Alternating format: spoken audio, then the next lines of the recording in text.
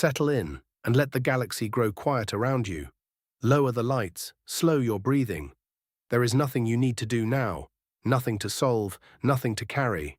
Just rest, and let me tell you a story so old, so vast, that it was already ancient 10,000 years before tonight. This is the Imperium of Man. It is the 41st millennium, and in that far, far future, there is only war. But do not let that trouble you tonight. We will walk through this darkness slowly, gently, the way you might wander a vast cathedral after the crowds have gone. Your footsteps soft, the great pillars rising into shadow above you, so breathe, and come with me, out past the moon, past the cold planets, out beyond the edge of everything you know, to a galaxy ruled by the dead and the dying, and by one undying man upon a golden throne. Imagine, first, the sheer size of it. The Imperium of Man is not a country. It is not a world. It is a domain that stretches across the entire galaxy. 1,000,000 worlds and more. Each one a planet bowed beneath a single banner. Each one home to billions upon billions of human souls. And yet, for all its size, the Imperium is not a place of comfort. It is old. It is tired. It is held together less by strength than by sheer, stubborn faith. But to understand how it came to be this way, we have to go back 10,000 years, to a brighter age, and to the one being who began it all. There was, and is, a man. The Imperium calls him simply the Emperor, the master of mankind, the God-Emperor of terror. But long ago, before the temples and the prayers, before the wars fought in his name, he was something stranger and quieter than a god. The stories say he had lived for thousands of years already, that he had walked among humankind since the very dawn of history, hidden, patient. One immortal man, moving unseen through the centuries, watching his species rise and fall and rise again. He was the most powerful mind ever to be born to humanity, and he had a single enormous dream. He dreamed of unity. He had watched mankind scatter across the stars and then shatter into 10,000 warring fragments. He had seen humanity nearly destroyed by the things that live in the dark between the stars and by its own endless cruelty. And he decided at last to step out of the shadows and to build something that could not be broken.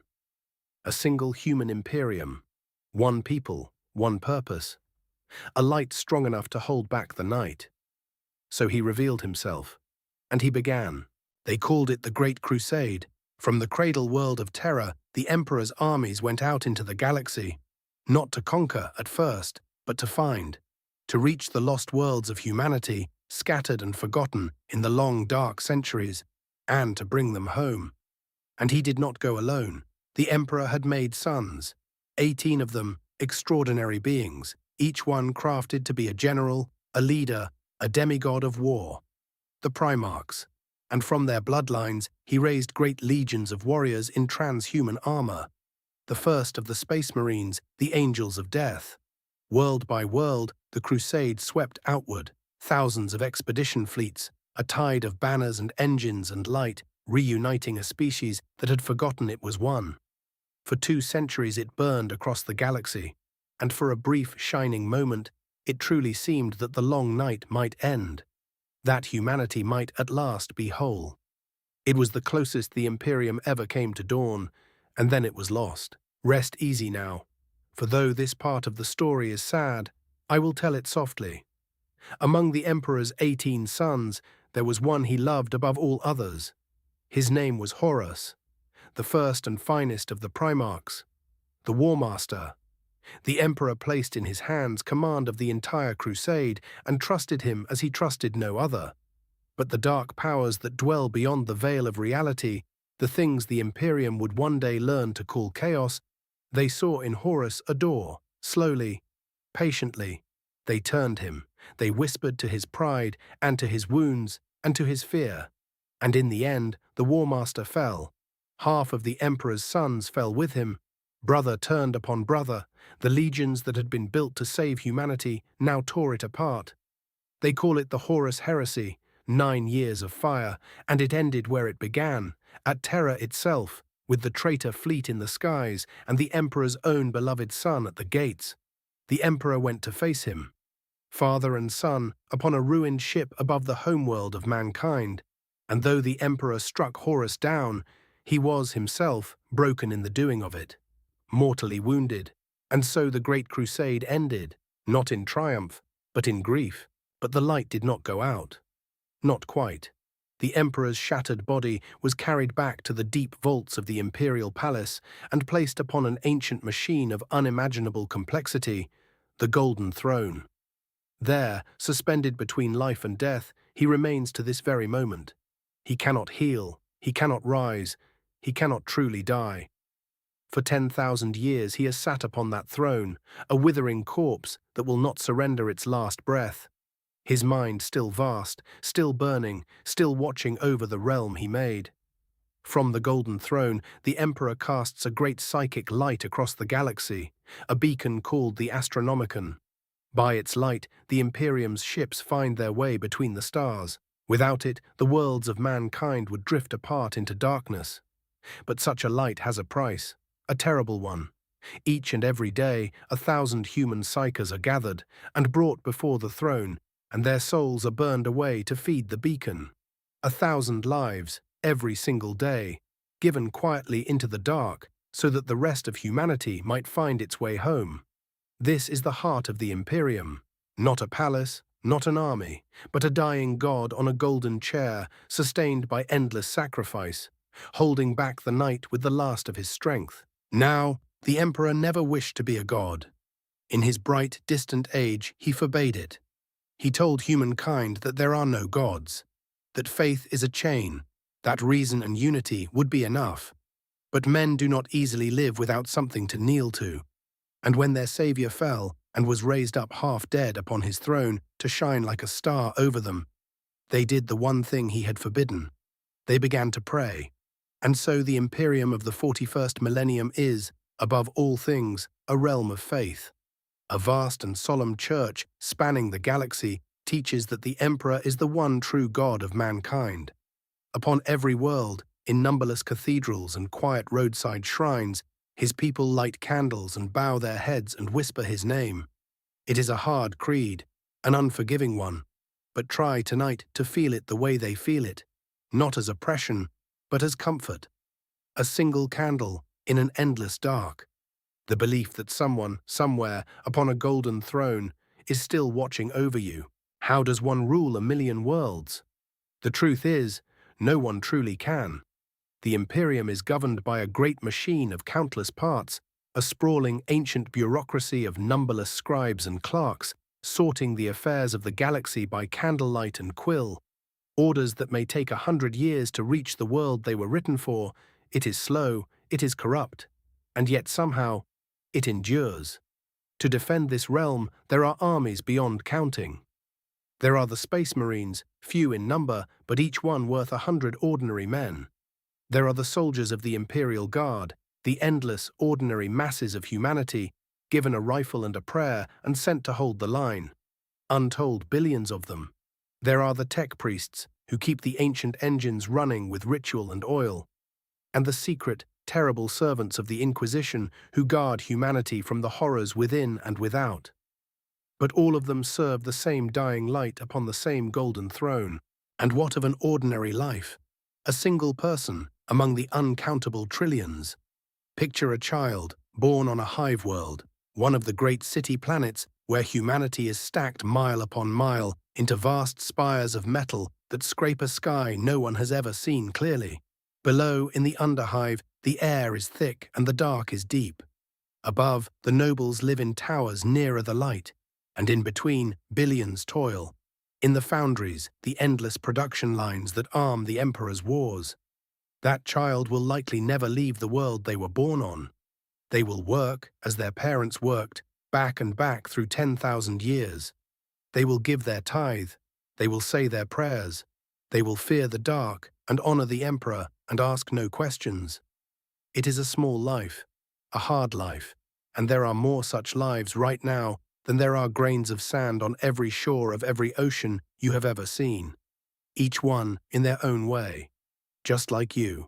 The oldest stories say it began at the dawn of humankind. In the deep prehistory of our own Earth, some 8,000 years before the birth of Christ, in the green hills of ancient Anatolia, there lived the first people who could touch the unseen world. The shamans, the earliest human souls gifted with the power of the mind. And these shamans saw something terrible coming. They saw that humanity, left alone, would one day be devoured by the very powers they touched. So they made a quiet, enormous choice. They decided to give up their own lives, all of them, together, to create a single guardian for their species. The story goes that thousands of them gathered, and as one, they took poison, and as one, they died. And their souls poured out of the world like a single rushing tide of fire, and merged, many minds becoming one. And a year later, in a small settlement of herders and farmers, a child was born. A child whose mind held the gathered power of every shaman who had ever lived. His power was so vast that it made him deathless. He would never need to die. That child would walk the earth for the next 10,000 years. And much later, he would be called the Emperor. Imagine living not for 80 years, or 90, but for 100 centuries. Imagine watching empires rise from mud and shine and crumble back to dust, again and again and again. Imagine burying everyone you have ever loved 1,000 times over, while you alone remain unchanged. This was the Emperor's long secret life. He moved quietly through all of human history, never ruling openly, never revealing what he was. A nameless figure at the edge of great events, a wanderer on ancient roads, always watching, always guiding with the gentlest possible hand, trying, across uncounted lifetimes, to nudge his fragile species a little further from the dark. He had no equal, no one to truly speak to. For 10,000 years, the most powerful being on earth walked among ordinary people, utterly perfectly alone. And he was patient. He was waiting for the moment when humanity would finally need him to step out of the shadows and rule. That moment came in mankind's darkest hour. Long after our own time, humanity had spread out among the stars, and then it had fallen. A terrible age came, an age of madness and isolation, when the warp grew wild and the pathways between the worlds were closed. They call it the Age of Strife. For thousands of years, the human worlds were cut off, each one alone in the dark, and Earth itself broke into warring lands ruled by cruel warlords. And so, at last, the Emperor revealed himself. He came as a warlord of his own, but unlike any other. Calm, brilliant, impossibly powerful. One by one, he conquered the tyrants of terror, and he bound the shattered homeworld back into one. This was the first time he allowed himself to be known by that single title. Not a name. Just the Emperor. But uniting one world was never the dream. He looked up, past the smoke of terror, to the million lost worlds of humanity scattered across the stars, and he resolved to bring every last one of them home. For that, he would need an army greater than any the galaxy had ever seen.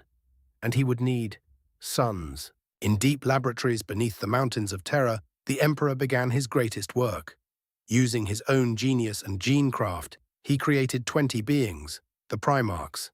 Not quite men, not quite gods. Each one a perfect general, a perfect son, built to share, in some small part, his own great power. They were the children of his mind made flesh, but the dark powers of the warp were watching. And before the Primarchs could grow, those powers reached into his hidden laboratory, and they stole his 20 sons away. The infant Primarchs were scattered across the whole galaxy, each one landing on a different distant world, lost among the very stars their father hoped to reclaim. The Emperor, who could have wept, did not. He simply began again. From the gene seed of his lost sons, he raised great legions of warriors, the first Space Marines, and went out to find his children, one by one. Of those 20 sons, the Imperium would, in time, remember only 18. 2 of the Primarchs were quietly erased, their names struck from every record by the Emperor's own command for reasons no one living now remembers. 2 brothers, simply gone, a silence at the heart of the family. And here, as you grow heavy and warm, is the part most often forgotten. The emperor did not want to be worshipped. He did not want to be a god. He forbade it. He told all of humanity that there were no gods at all, only the dangerous powers of the warp, wearing the masks of gods, feeding on the prayers of the foolish. His dream was the opposite of a religion. He dreamed of a humanity grown up at last, rational, unafraid, no longer kneeling to anything. And he had a secret plan to make it real. Beneath his great palace on Terra, hidden from almost everyone, the emperor was building a doorway, a human road between the stars that would not pass through the screaming warp at all, a safe, secret network of tunnels beneath reality itself. If he could finish it, humanity would never again need to risk the madness of the warp to travel. He kept it secret even from his own sons, for those who profited from the old ways would fight to keep their power. It was perhaps the most hopeful thing he ever attempted, a way to finally close the door on the dark forever. He never finished it, and the failure to finish it would cost him everything. I will tell this part softly, for it is the saddest of all. Of all his sons, the emperor loved one above the rest, Horus, the first he had found, the finest, the brightest. He made Horus his war master, gave him command of all the armies of mankind, and returned home to work in secret on his great doorway between the stars, trusting his beloved son to finish uniting the galaxy. But the dark powers had never stopped watching, and in Horus they found their way in. Slowly, patiently, they turned the emperor's most beloved son against him. And when Horus fell, he took half his brothers with him, and the galaxy was plunged into a civil war of unimaginable grief. In the chaos, the emperor's secret work was broken open, the hidden doorway was breached, and the horrors of the warp came pouring through. The emperor was forced to abandon his great dream, to stand alone and hold the breach with his own mind, while his traitor son brought a fleet of fire to the skies of Terra. In the end, father and son met one final time, aboard a ruined ship above the homeworld of mankind. And the emperor, with a breaking heart, struck Horus down. He won. But the wounds he took all but destroyed him. His body was shattered beyond any healing, and the bright future he had walked 10,000 years to build died with the embers of that battle. So they carried what was left of him down into the deep dark of the palace, and they placed him upon the golden throne. The throne had been built as part of his secret doorway, a machine of impossible power. Now it became something else, a life support, and a prison, and an altar, all at once. Upon it, the emperor does not live, and he does not die. For 10,000 years he has remained there, his ruined body held in the space between, his vast mind still burning, still working, still holding shut the door he could not close in life. From that throne, his power pours out across the galaxy as a single guiding light. And to keep that light alive, 1,000 gifted souls are given to it every single day. He asked for none of this, he wanted none of this, and yet, day after day, century after century, he endures it. Because if he stops, the dark comes in. You were young once, younger than you can clearly remember. You were a child on a hard world, perhaps a feral world of forest and stone, perhaps a towering hive of iron and smoke. Life was brief there, and cruel, and you knew nothing of the wider galaxy. But you were strong, and you were brave, and one day they came for you. Warriors in great ceramite armor, taller than any man, their shadows falling over your whole village. They watched the children, they tested them quietly, the fast, the fearless, the ones who would not break. And among all of them, they chose you. You did not understand then what you were being given. You only knew that you were leaving everything you had ever known, and that you would never, ever return as the child who left. From that day, your old life closed behind you like a door, and your true life, your long, transformed, immortal life, began. What they did to you next would have killed an ordinary boy. Many boys it did kill. That was part of it. Deep in a fortress you had no name for, the apothecaries began their work. One by one, they placed new organs within your body, gifts grown from the gene seed of a primarch, a son of the emperor himself, an organ to let you sleep with half your mind awake, an organ to let you breathe poisoned air and survive wounds that would end any normal life. An organ to make your very bones grow dense as stone and to seal a fused plate of armor across your chest. 19 gifts in all, woven slowly into your flesh over years. You grew and grew, past the height of any man. Your heart, now there were two of them, beat slow and strong. You no longer felt the cold or hunger or fear the way you once had. And the boy you used to be faded gently, like a dream you could no longer quite recall. They trained you through all of it, to fight, to endure, to pray. They gave you the history of your chapter, your new family, your brotherhood of warriors, stretching back 10,000 years.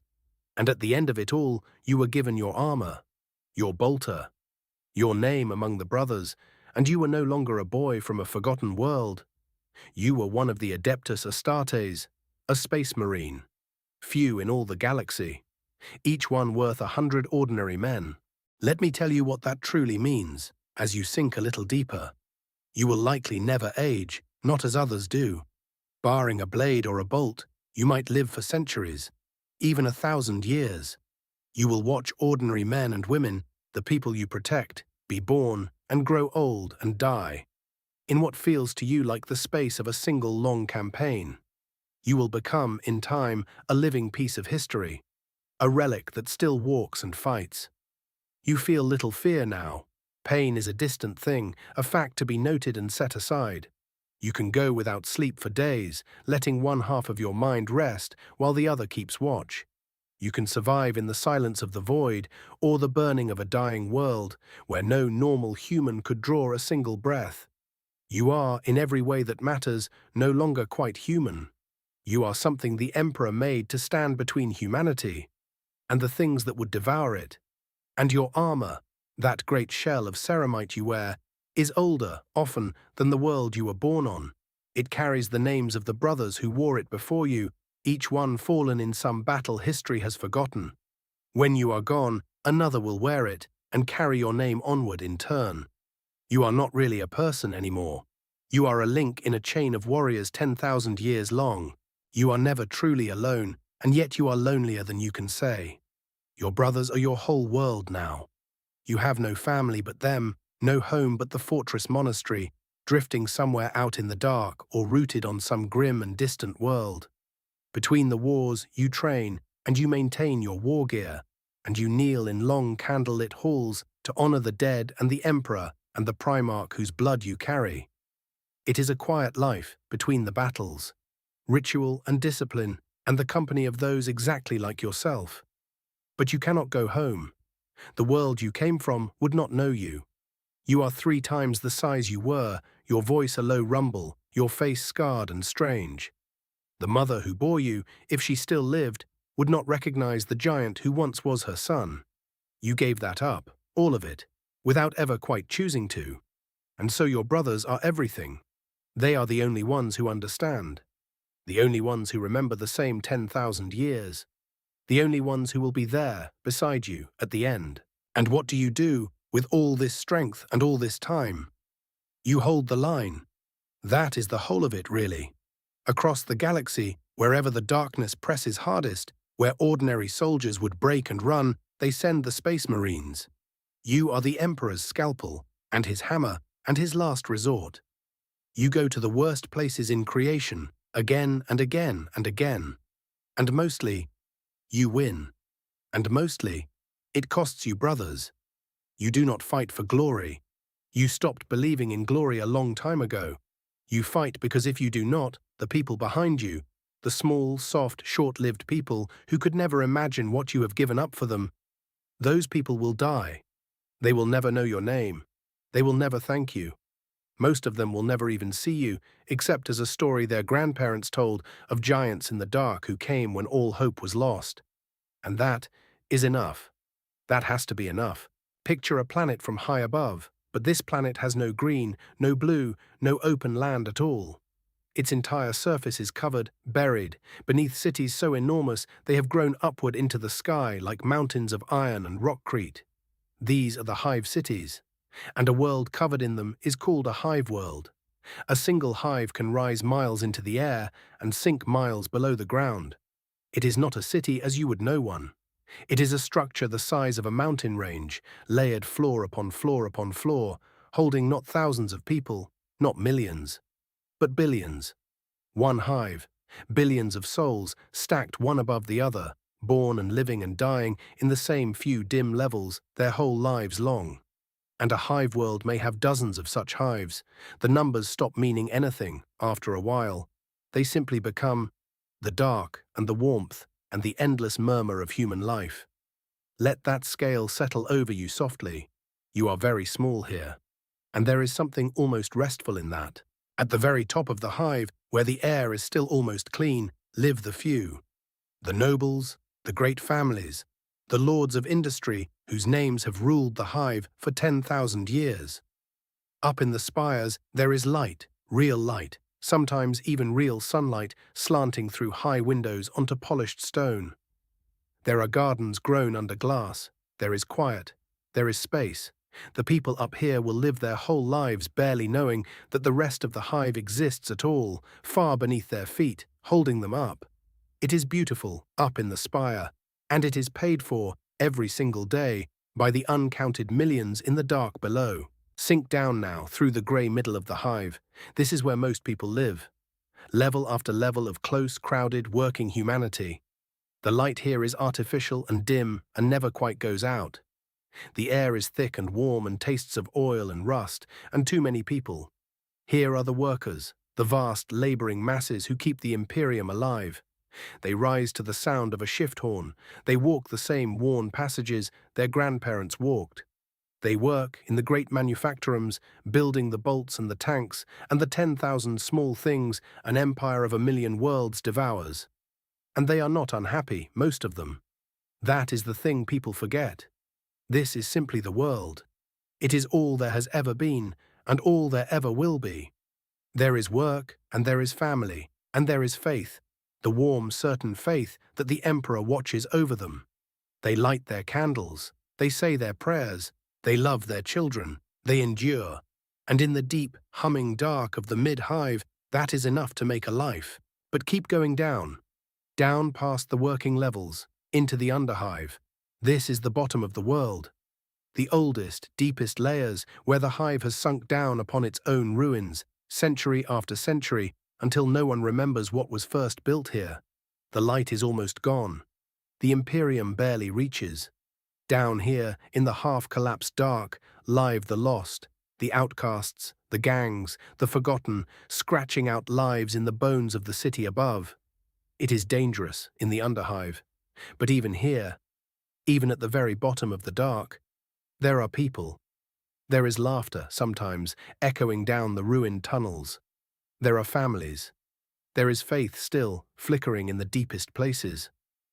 Humanity does not stop just because the light does. Do not be afraid of the underhive tonight. We are only passing through, quietly, the way you might walk through a sleeping house in the dark. Everyone here is dreaming, just as you soon will be. Let us rest for a moment with just one of them. Somewhere in the warm grey middle of the hive, a worker is sleeping at the end of a long shift. Their dwelling is small, a single room, shared, stacked among 1,000 identical rooms. They have never seen the sky. They will never leave this world. Most likely they will never even leave this hive. They do not know its name among the stars. Tomorrow the shift horn will sound, and they will rise and work and pray, just as today, just as 10,000 years of their family did before them. It is a small life, it is a hard life, and yet there is a kind of peace in it that the lords in the spire will never know. The peace of belonging, completely, to something far larger than yourself. The peace of a place and a purpose and a people. The peace of knowing exactly who you are and where you stand, beneath the eye of a watching God. There are more lives like this one, right now, in the Imperium, than there are stars you could ever count. And every single one of them is real. Every one of them is a whole world, entire. Just like yours. Everything you can see and touch, the stars, the worlds, your own hands, all of it belongs to what the Imperium calls the Materium. The material universe, the realm of solid things. But beneath it, around it, woven all the way through it, there is another realm entirely, a dimension of pure energy, where the ordinary laws of distance and time simply do not apply. This is the warp, and it is not made of matter at all. It is made of something far stranger. It is made of thought, of feeling, of soul. Imagine that every emotion ever felt by every living thing, every flash of anger, every moment of hope, every quiet sorrow, every burst of joy. Imagine that none of it ever truly fades. Imagine it all flows outward, like rain falling into a hidden ocean, gathering and swirling and glowing in the dark beneath the world. That ocean is the warp, a vast, restless sea made of the feelings of every soul that has ever lived, forever rising and falling, like a tide that never stops. It is, in its way, the most alive thing in all of creation, and it is the reason the Imperium can exist at all. For here is the wonderful, terrible secret of the warp. Because distance means nothing there, a ship that dips down beneath reality into that glowing ocean can cross in days a gulf of stars that light itself would take 10,000 years to cross. The warp is the only road. It is the only way the million worlds of mankind can ever touch one another at all. Without it, every human world would drift forever alone in the cold and the silent dark, and there would be no Imperium. Only scattered candles, too far apart to ever see one another's light. So the great ships of the Imperium lower themselves into that sea again and again and sail across it, and then rise back up into the real, on the far side of the galaxy. It is a kind of miracle, a way to make a 100,000-year journey in the space of a long sleep. But the sea is not calm, and it is not empty. The warp has weather of a kind, and its weather is made of emotion. When the living galaxy is at peace, the sea is gentle, and ships pass over it with ease. But when great pain comes, when worlds burn, when billions feel terror or rage all at once, the sea rises into storms, vast tempests of raw feeling that can swallow a ship whole, or scatter it across 10,000 years, or fling it back into reality long before it ever set out. A ship that sails into a warp storm may never be seen again, or it may return, changed. And there is one storm that never ends, a great and ancient wound in the galaxy where the warp and the real have torn together and never healed. A place of endless tempest the Imperium calls the Eye of Terror. But we will not go near it tonight. Tonight the sea is calm, and the stars are kind, and we are in no hurry at all. How does any ship cross such a sea without losing its way? It follows a light. Far away, on ancient terror, the dying emperor pours out his vast mind as a single beacon, shining up through the warp like a lighthouse on a stormy shore. They call it the Astronomicon, and gifted souls aboard each ship, the navigators, born with a third eye that can gaze into the immaterium without going mad. They steer by that distant light, holding their course across the screaming dark. It is the Emperor's light, 10,000 years old, that keeps the ships of mankind from being lost forever beneath the world. One frail beacon, holding a million worlds together. There is something comforting in that, isn't there? The idea that no matter how dark the sea, how wild the storm, there is always one steady light, far away, that will guide you home. Now, I will speak softly of this, for it is the deep part of the sea, and I do not wish to trouble your rest. Because the warp is made of feeling, the strongest feelings of all, gathered over countless ages, have slowly stirred themselves into something that almost seems awake. The Imperium calls these the powers of chaos. They are not gods, though they wear the masks of gods. They are more like great currents in the ocean, one born of all the galaxy's rage, one of all its sorrow and decay, one of its restless hope and scheming, one of its endless desire. They are the sea, dreaming of itself. And they are dangerous, because they are always reaching gently toward the warm and waking world, looking for a door, a moment of weakness, a whispered temptation, a heart that wants too much. This is why the Imperium fears the warp so deeply, why it watches its psychers so closely, why faith and discipline and the Emperor's light matter so much. The sea is beautiful, but you must never, ever forget that it is deep. But you are safe on the shore tonight. You are only listening to the tide from a long way off.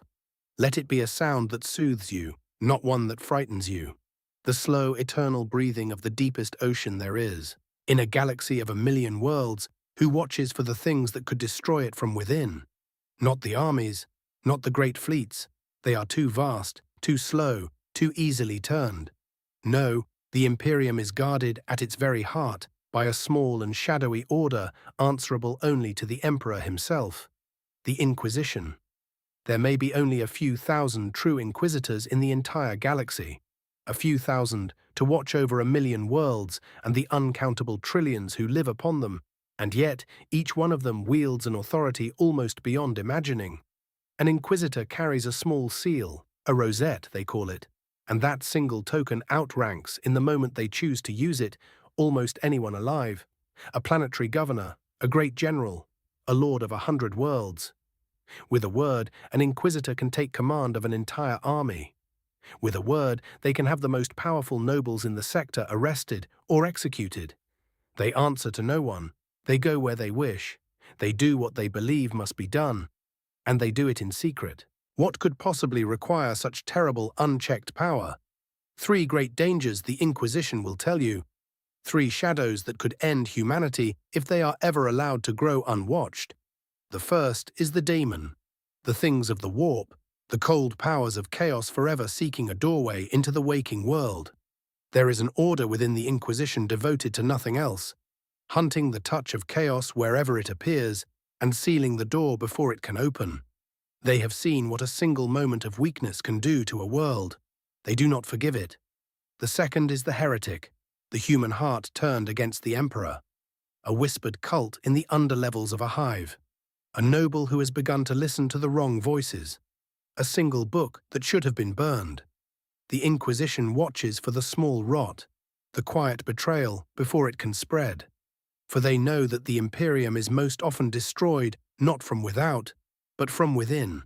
And the third is the alien, the countless Xenos races that share this galaxy and would, given the chance, take it from mankind entirely. The Inquisition studies them, hunts them, and guards humanity from their influence, their weapons, and their lies. 3 shadows, and a few thousand quiet figures standing between them and the sleeping trillions who will never know their names. But here is the part of their story that is hardest, and the part, perhaps, that matters most. An Inquisitor is not a hero in the way you might wish. They cannot afford to be. They are given the most terrible decisions in all the galaxy, and they must make them alone. If a single city has been touched by chaos, do you save the millions who might still be innocent and risk the corruption spreading to the whole world? Or do you burn the city and all within it, to be sure? If an entire planet is falling to darkness, do you fight for years, for every street? Or do you give the final order, the one the Imperium fears above all others, and have the whole world cleansed from orbit, every soul upon it ended in a single day, so that the rest of humanity might live? That order has a name, exterminatus, the unmaking of a world, and an Inquisitor may, alone, choose to give it. Imagine carrying that. Imagine being the one person who must decide, with no one above you to share the weight, whether 1,000,000 people live or die, and knowing that either way, you will be the only one who ever truly knows why. This is the price of their power. They trade their own peace, their own souls, so that the rest of us may sleep without ever knowing what stands guard in the dark.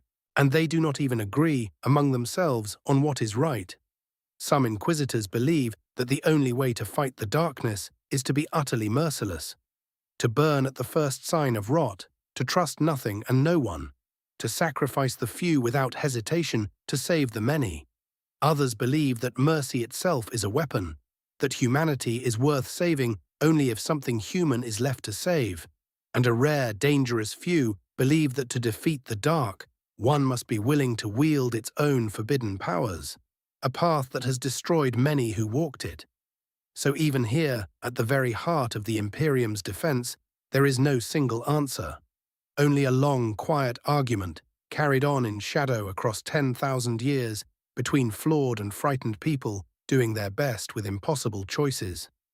There is something strangely comforting in that as you drift, the idea that even the most powerful are only human after all, still uncertain, still trying, still afraid. Far out at the edge of the Imperium, beside a great and terrible wound in the sky, there was a world called Cadia. It was not a beautiful world. It was grey and hard and cold. But it was perhaps the most important world in the entire galaxy. For Cadia stood beside the Eye of Terror, a vast, endless storm where the warp and the real have torn together and never healed. A place from which the armies of chaos pour out to ravage the worlds of mankind. And Cadia guarded the only safe road through it. The only gate. Hold Cadia, and you hold back the dark. So the people of Cadia were born to a single purpose. From the moment a Cadian child could walk, they were taught to fight, to strip and clean a weapon before they could read, to hold a line and never break. For 10,000 years, they were the shield of humanity, the finest soldiers the Imperium ever raised, standing watch beside the storm, generation after generation, knowing that one day it would come for them. And on their cold, grey world stood something stranger still, great black pillars, taller than mountains, older than mankind, raised in some forgotten age. The pylons. No one truly knew how they worked, but while they stood, they held the storm at bay. They kept the eye from spreading. They were the true secret of Cadia's long defiance. And across the storm, for all those long centuries, an enemy was waiting. His name was Abaddon, the Despoiler, the chosen champion of all the powers of chaos, the dark inheritor of that first great traitor, Horus, from 10,000 years before. 12 times across the ages, Abaddon had led his black fleets out of the Eye to break the Imperium. 12 times, Cadia and its defenders had thrown him back into the dark. 12 black crusades, 12 defeats, and each time his hatred for that one small, stubborn world grew deeper. And then at last he came again, a 13th time. But this time, he came with everything. The 13th Black Crusade was the greatest assault the Imperium had faced in 10,000 years. Out of the Eye poured a tide of darkness without end, traitor legions older than memory, demon things from beyond the world, war engines vast as cities. And Cadia met them, as it always had. The Cadians dug into their trenches and their fortress lines, and they held. They held against odds that should have broken them in an hour. They held for days, and then for weeks. They held while their cities burned and their skies filled with fire. They held because they were Cadian, and holding was the only thing they had ever known how to do. And across the galaxy, the Imperium sent everything it could to help them, fleets and armies and heroes. For everyone understood, in their bones, what it would mean if Cadia fell. And still the Cadians fought, in the mud and the ash, for every meter of their cold grey world, sending out, again and again, across the burning dark, the same 3 defiant words.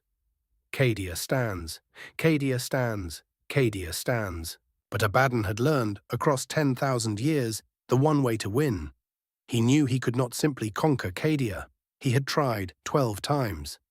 So this time he struck at its secret heart, at the pylons, the ancient pillars that held the storm at bay. He took one of his greatest weapons, a fortress of black stone the size of a moon, and he sent it falling, down through the burning sky, like a single terrible star, to crash upon the surface of the world itself, and the pylons broke. In that instant, the thing that had held back the storm for uncounted ages was gone, and the Eye of Terror, no longer caged, came pouring in. The very ground of Cadia began to come apart. The skies tore open. The warp and the real bled together across the whole of the dying world. And Cadia, the fortress that had stood for 10,000 years, at last began to fall. The order came to flee, to save what could be saved. And even then, even as their world tore itself apart beneath them, the Cadians fought their way to the ships through fire and shadow, carrying their wounded, carrying their banners, refusing to the very last to simply break and run. They had a saying in the end, those who survived. They said, Cadia stands, even though it doesn't. Because Cadia was never really the rock, or the pylons, or the grey cold ground. Cadia was the people, and the people stood, even as the world died beneath their feet. When it was over, Cadia was gone, swallowed whole by the storm it had guarded for so long, and from the wound where it had stood, a great tear ripped its way across the entire galaxy, a vast scar of warp light splitting the Imperium nearly in two, plunging half of mankind's worlds into a darkness deeper than any they had known. It was, without question, the worst hour in 10,000 years of the Imperium's long history. The shield had fallen, the gate was open, the dark had come in. And yet, it was not the end. It is never quite the end. For out of that same darkest hour came old heroes, long thought lost, returning at last. New hope kindled from the ashes. And the survivors of Cadia, scattered now across the stars, a people without a world, carried their grief and their banners and their cold, unbreakable courage out into the wider galaxy. And they did not stop fighting. They never have. To this day, somewhere out there, the sons and daughters of a dead world stand watch in its memory and whisper its name and refuse still to break. Theirs is a hard universe. Let us not pretend otherwise. To be born in the 41st millennium is to be born into a galaxy at war on every side, a galaxy of 1,000,000 worlds, each one threatened by darkness without and within. Most people will never travel beyond the world they were born on. Most will never learn to read. Most will work, from childhood until death, at some small task in some vast machine they will never see the whole of.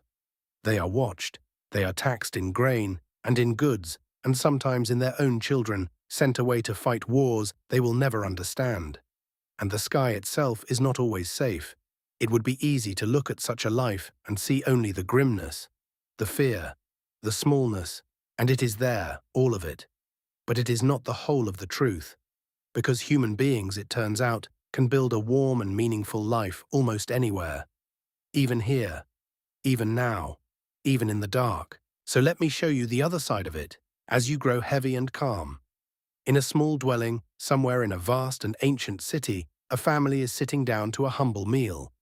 They do not have much, but there is bread, and there is each other, and there is the soft light of a single candle burning before a worn little shrine. The children are laughing about something small. The grandmother is telling a story she has told 100 times. And for this hour at least, the great dark galaxy outside might as well not exist. There is only this room, this light, this warmth, this love. This is happening right now, on a billion worlds. In the deep hives and the quiet farm villages and the cramped cabins of void ships drifting between the stars. People are falling in love. People are raising children, people are singing old songs and keeping small gardens and looking out for their neighbors and finding in one another a reason to rise again tomorrow. The Imperium is vast and cold and cruel, but it is also, in its 10 trillion small and hidden corners, unbearably human. And the human heart, it seems, will make a home and a hope out of almost anything. And they are not alone in the dark. They believe they are watched over. For all its harshness, the faith of the Imperium is, to the people who hold it, a deep and genuine comfort. To kneel before a candle at the end of a hard day, and to believe, truly believe, that a great and ancient guardian sits upon a distant golden throne, watching over you, holding back the night so that you may sleep. There is real warmth in that. Real peace, the same peace, perhaps, that you are reaching toward now. They do not see their faith as a chain, the way an outsider might. They see it as a hand in the dark, a promise that their suffering means something, that their small, hard life is part of something vast and holy and unbreakable, that no matter how cold the galaxy grows, they are not, and never will be, truly alone. And whatever you or I might think of the truth of it, there is no denying the comfort it brings to the people who live by it. It lets them close their eyes at night, as you are about to. And here, perhaps, is the most beautiful thing of all. These ordinary people, who have so little, who are asked for so much, who live beneath a darkness they can barely comprehend, they keep going, every single day. They rise when the shift horn sounds. They do their work. They raise their children to be a little braver, a little kinder than the world around them. They endure things that would break you or me, and they do it without ever once being called heroes. Without ever once being thanked, without ever once expecting to be. That is its own kind of courage. The quietest kind, the kind that does not win medals or songs, the kind that simply carries on. The Imperium does not survive because of its emperors, or its armies, or its great machines. Not really. It survives because, on a million worlds, 10 trillion ordinary people choose, every single morning, to get up and keep going.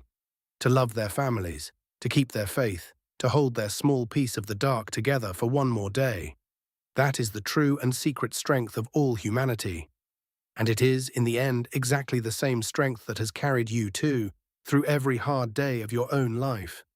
All the way here, to this quiet moment, to this soft and well-earned rest. Far from Earth, on the red and rusted world we call Mars, there is a second power within the Imperium, almost a separate empire of its own. While Terra is the seat of the Emperor and his faith, Mars is the heart of the machine. Its entire surface, from pole to pole, has been given over to industry. A single planet-wide forge, its skies thick with the smoke of endless manufacture, its ground trembling with the pulse of engines that have not stopped in 10,000 years. From Mars and from 1,000 other forge worlds like it across the galaxy comes nearly everything the Imperium needs to survive: its weapons, its ships, its tanks, its tools. Without the machines of the Mechanicus, the Imperium would simply stop. And so the priests of Mars hold a power almost equal to the Emperor's own. And they guard it jealously, for the Mechanicus do not see a machine the way you or I might. To them, a machine is not a dead thing of metal. It is sacred. They believe that all technology holds within it a tiny fragment of a divine force they call the machine god, or the Omnissiah. Every engine has a spirit, every weapon has a soul of a kind that must be soothed and honored and prayed to if it is to work. And so a tech priest does not simply repair a machine. They perform a rite, they anoint it with sacred oils, they chant the proper blessings, they light incense and ring small bells, and ask the machine spirit, with great respect, to wake and to serve. It sounds strange at first. And yet, is it really so different from the care you might give to something old and beloved and precious? There is a kind of gentleness in it, a reverence for the made world that we perhaps have forgotten, and the priests themselves are strange and wonderful to behold. For the Mechanicus believe that the flesh is weak, that the soft, frail human body is a poor and failing thing, while metal is pure and lasting and holy. And so, across their long lives, they slowly replace themselves. A hand traded for a tool of gleaming steel, eyes exchanged for lenses that can see in the dark, or read the heat of a living thing, or peer into the heart of a machine. Lungs and limbs and organs, given up one by one for something stronger. By the end of a tech priest's centuries-long life, there may be almost nothing of the original human left at all. Only a quiet, hooded figure of cog and cable and soft red light gliding through the machine halls, more engine now than person, and perfectly at peace with it. To them, it is not a loss, it is an ascension, a drawing nearer to their beloved machine god, one piece of flesh at a time. But here is the deepest secret and the deepest sorrow of the Mechanicus. They do not truly understand the machines they tend. Not anymore. Long ago, in a golden age before the long dark, humanity built wonders beyond anything that exists today. Engines and weapons and thinking machines of impossible genius. But that age fell, and most of that knowledge was lost forever. So the Mechanicus of today are not inventors, they are keepers. Caretakers of ancient designs they can copy and repair and revere, but no longer truly comprehend. To create something genuinely new is, to them, almost a heresy, a dangerous arrogance. Instead, they search the galaxy, endlessly, hungrily, for the lost knowledge of that golden age, for a single recovered design, a fragment of the old genius to be carried back to Mars in triumph and worshipped like a holy relic. There is something quietly moving in that. A whole civilization kneeling before the achievements of its own ancestors, tending fires it can no longer light, keeping faith with a brilliance it can only remember. They are the guardians of a dream the rest of humanity has forgotten it ever had. The galaxy of the 41st millennium is unimaginably vast. Hundreds of billions of stars turning slowly in a great wheel of light across a gulf so wide that light itself takes 100,000 years to cross it. And scattered through all of that immensity, like embers in the dark, are the worlds where the great powers of this age make their long and endless war. It is a crowded galaxy, and an ancient one. Every world has a history 10,000 years deep. Every ruin was once a wonder, and no single power, however mighty, comes close to ruling it all. Instead, the galaxy is shared, uneasily, violently, between a handful of great forces, each vast, each old, each utterly unlike the others. Let us drift slowly past them now, one by one, and then let them go. First and largest is the realm we know best. The Imperium of Man, 1,000,000 human worlds, bound together by a dying god's fading light, by iron and by faith. We have spent many nights among them now. Their emperor, their soldiers, their teeming, faithful, suffering billions. They are not always good, but they are us, humanity, grown ancient and afraid, clinging to the dark with stubborn, beautiful endurance. And woven all through the Imperium, like a shadow it can never quite escape, is its oldest enemy, chaos. The dark powers of the warp and the traitor legions who serve them. Those who fell 10,000 years ago beside the first great betrayer, and who war upon the Imperium still from their storm at the edge of the map. Order and its shadow, the two halves of humanity's long civil war, forever locked together, forever unable to win or to end. But humanity is far from alone among the stars. There are others, older, stranger. Some of them were ancient before mankind ever left the mud. Drift past the Eldari, a graceful, sorrowful people, once the masters of the entire galaxy, now a scattered and dying remnant, haunted by a catastrophe of their own making. They are beautiful and brilliant and fading, like a song almost ended. And they remember, with grief, an age when the galaxy was theirs. Pass over the green worlds of the orcs, a vast, brutal, endlessly cheerful tide of green-skinned warriors who live only to fight and who laugh as they do it. There are more of them than almost anything else alive, and they cannot truly be destroyed, only scattered to gather and come roaring back again. To them, this whole dark galaxy is simply the greatest game there has ever been, and drift, quietly, past the silent tomb worlds of the Necrons, an ancient race of living metal who slept away the long ages in stasis beneath the ground, and who are now, world by world, beginning to wake. They are older than almost anything, older than the warp's gods, and they are rising, slowly, to reclaim a galaxy they ruled when the stars themselves were young. 2 more, and then we will let the galaxy rest. Far out, beyond the galaxy's edge, comes a darkness without mind or malice, only hunger. The Tyranids, vast living swarms drifting in from the empty dark between galaxies, devouring every world they touch down to the bare rock, consuming all life to feed their endless growing hunger. They do not hate, they do not scheme, they simply eat. And they are coming a little closer every year. And amid all these ancient, dying, hungry things, there is one young and hopeful flame, the Toe, a small new empire of a strange blue-skinned people who believe, sweetly, naively, perhaps foolishly, in working together, in progress, in a brighter future for all. In a galaxy this old and this dark, they are almost children. But their light is real, and there is something tender in it, a reminder that even here, even now, someone still believes things could be better. And so that is the galaxy.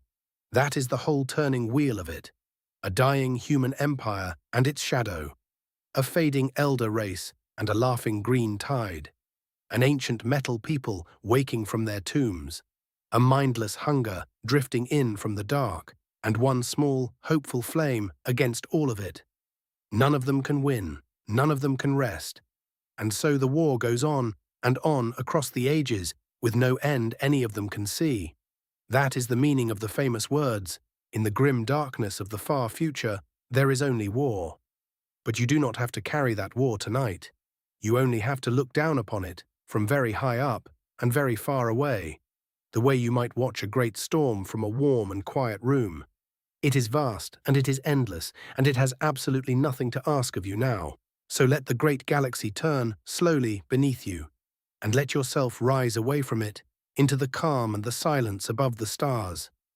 Let the million worlds grow small, let the storms and the swarms and the laughing tides and the waking tombs all drift away into the soft and distant dark.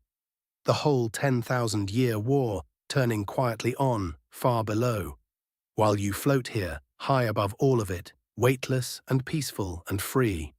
There will be more stories on other nights for as long as you wish to hear them. The galaxy is deep and old, and we have only just begun to wander it. But that is all for another time. For now, there is nothing left to do, or know, or fear. There is only the slow turning of the distant stars, and the deep calm of the void, and your own quiet breathing, as you drift, at last, all the way down into sleep. The Emperor protects, the long watch holds, and you are free to rest now. Sleep well, and I will see you again among the stars.